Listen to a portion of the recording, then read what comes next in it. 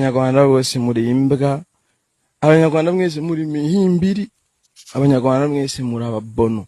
Nimba wumva bo bavugira nawe uri imbwa mu bandi. Uhaza uturagara two muri Tanganyika none uje kutuboga, uje kuduhagira, uje kuduturira imibi. Abanyarwanda bose muri imbwa, muri mihiri. Umurimbiri ni wowe, umuhurimbiri ni bene wanyu bagakuba umutima kuri karabasasu urakaza kabona mudirisha, uragahuta kabona muziko gahambirwa. Uragakuba n'umuroga kwambirwa. Wangegeraho kiyahuza amasewe kugira ngo twe nta muntu tujyaho gutukana. Mama ya Umunyarwanda yaravuze ngo ukunereye ntumunere, agira ngo ntari nyugira. Bakajya mu muyaga urakahehesha amahanda.